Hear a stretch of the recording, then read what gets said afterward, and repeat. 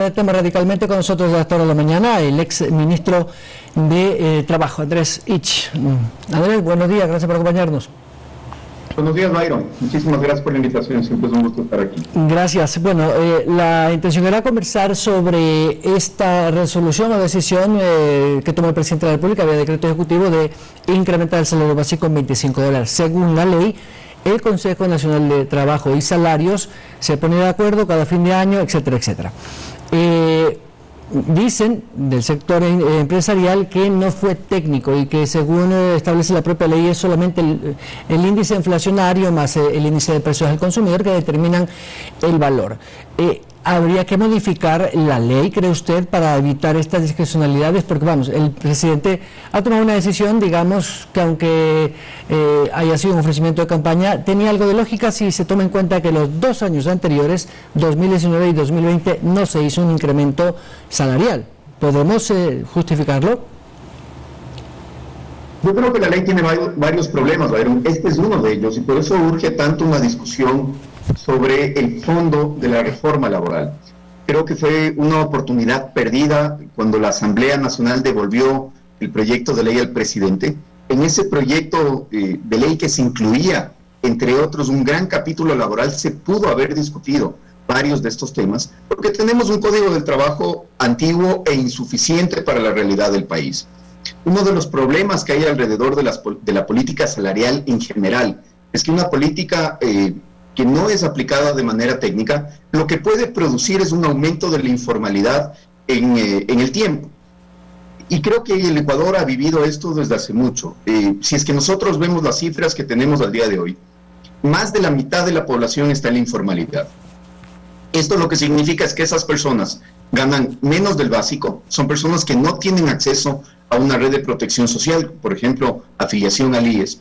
Son personas que trabajan en condiciones sumamente inadecuadas. Ahí no se respetan las 40 horas máximas de jornada, ahí no se respetan los descansos obligatorios, ahí no se respeta la obligación de dar bonificaciones adicionales, como los décimos, etcétera.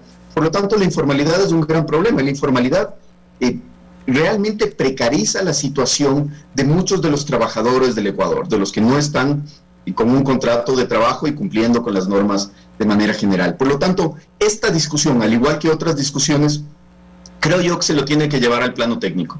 Creo que tenemos que tener en el país suficiente previsibilidad de qué es lo que va a pasar, atado a la realidad de la economía, para que sea más fácil generar plazas de trabajo. Necesitamos también tener certezas sumamente claras alrededor de las relaciones laborales, para que sea más fácil crear trabajo. Y por lo tanto, las decisiones de política salarial tienen que venir atadas de una serie de medidas y de un conjunto de nuevas reformas que el país está esperando desde hace mucho tiempo. Yo creo que el rol de la Asamblea Nacional ha sido sumamente deficiente e insuficiente en esto, y que ahí está la principal razón de muchos de los problemas que se están acarreando desde hace varios años. La falta de debate técnico y de debate honesto y profundo en la Asamblea, que no se ha dado y que nos mantiene con un código de hace 80 años que no responde ni a las necesidades del país, ni a la realidad de la economía, ni tampoco a las profundas carencias que tienen la gran mayoría de ecuatorianos que no tienen un empleo adecuado. Andrés, pero el tema también va por la generación de empleo, porque vamos, el Consejo Nacional de Salarios y es de trabajo y salarios de empleo. Es decir, no sé por qué solo se reúnen a final de año para saber lo que ya sabemos, incremento o no, pero la idea sería que además se trabajen políticas salariales, pero encadenadas a un desarrollo del empleo. ¿Qué le falta a los 3 sectores que conforman este Consejo para efectivamente poder impulsar mecanismos que favorezcan a incrementar el empleo? El Consejo de Trabajo y Salarios sí ha hecho varios ejercicios muy democráticos de buscar alternativas por fuera de la discusión que es la más mediática, que es la del salario. Hay algunas reformas que se han planteado desde hace algún tiempo que lamentablemente en la Asamblea Nacional no han avanzado.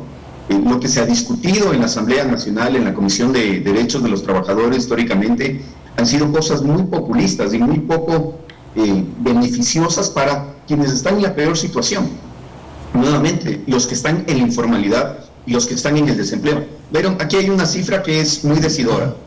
nosotros tenemos apenas un 32% de la población con empleo adecuado, una cifra baja, pero no muy distante del promedio histórico. Es decir, es un problema estructural y arrastrado por mucho tiempo. Bueno, exactamente la misma cifra. Otro 32% de los ecuatorianos gana $85 al mes en promedio. Es decir, tenemos la misma cantidad de ecuatorianos con empleo adecuado que tenemos de ecuatorianos bajo la línea de pobreza. Por lo tanto, la responsabilidad no es solamente del gobierno nacional, no es solamente del ministro de Trabajo o del Consejo de Trabajo y Salarios. Yo creo que hay que ponerle ya la responsabilidad especialmente donde tiene que estar, que es en el legislativo, que desde hace mucho tiempo ha ignorado su responsabilidad de actuar de manera técnica, de dejar el populismo de lado, de dejar los dogmas de lado y realmente de enfocarse en las políticas que permiten la generación de empleo. Andrés, la Corte Constitucional aclaró algunos articulados de la ley humanitaria a propósito de los despidos de fuerza mayor. Precisamente eso se dio en el gobierno anterior, cuando hubo el inicio de la pandemia. Efectivamente, hubo ahí una discrecionalidad de aplicación de esta normativa emergente.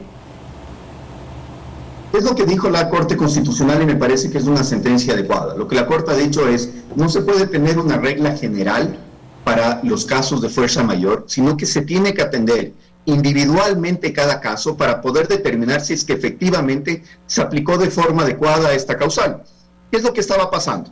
Habían casos de abuso en los cuales algunos empleadores, tomando una situación externa o una situación de convulsión, terminaban algunos contratos de trabajo sin indemnización alegando fuerza mayor, a pesar de que podían seguir pagando o podían hacer un esfuerzo para sostener esas plazas de trabajo o por último terminarlas pero con una liquidación justa de acuerdo a lo que establece la ley. Y habían otros casos de empleadores que realmente estaban a punto de quebrar y por lo tanto se iban a perder todas las plazas de trabajo de las empresas que no podían utilizar esta figura después de la decisión de la Asamblea Nacional de julio del año pasado, porque lo que le dijo la Asamblea Nacional a los empleadores fue, bueno, si ustedes quieren aplicar una causal de fuerza mayor, tienen que cerrar por completo la empresa, despedir a todos los trabajadores y no volver a abrir el negocio.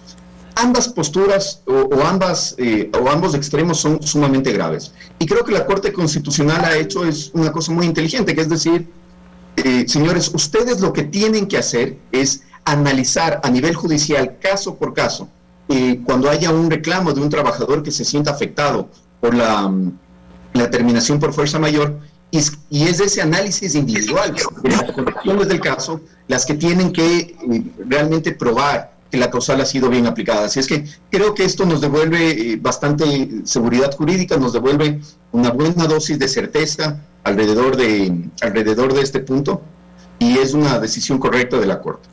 Finalmente, Andrés, ¿qué debería contemplar la nueva ley para generar empleo que ha dicho el presidente la va a presentar en enero, quizás febrero, porque quiere socializarla? ¿Hay que eliminar el Código del Trabajo, hay que hacer una nueva ley o hay que complementar lo que ya tiene el Código? Hay un poco de margen político en la Asamblea Nacional en este momento, pero yo creo que lo mejor sería enfocarse en aquellas cosas que pueden ser mucho más efectivas y en pocas reformas.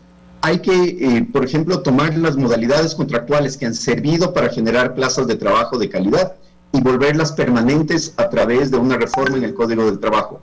Creo que hay que facilitar el que los distintos sectores económicos puedan encontrar la manera más fácil de adaptar horarios, de adaptar jornadas, de adaptar el tipo de trabajo para, de común acuerdo con los trabajadores, poder fijar condiciones que les permitan generar más plazas de trabajo y más productividad. Creo que es sumamente importante también hacer ciertas reformas puntuales al IES para facilitar la afiliación de los trabajadores, disminuir ciertas cargas y sobre todo ayudar a mover a toda esa gran masa de ecuatorianos que están en la informalidad hacia condiciones formales de trabajo. Y la otra cosa que es fundamental y que no nos podemos olvidar, hay que incentivar el trabajo de las mujeres, hay que lograr abrir las puertas de las mujeres para que entren a los sistemas empresariales y que puedan tener un camino de crecimiento. La Asamblea Nacional sigue dormida sobre el proyecto de ley de economía violeta que genera incentivos tributarios, que rompe con una serie de prejuicios en contra de las mujeres y que facilitaría el crecimiento de trabajo para ellas.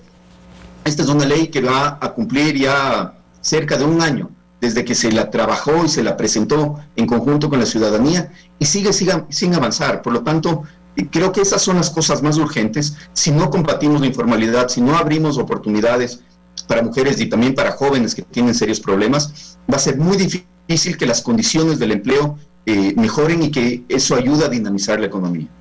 Andrés Ich, exministro de Trabajo, muchas gracias. Muchísimas gracias, Mario. Gracias.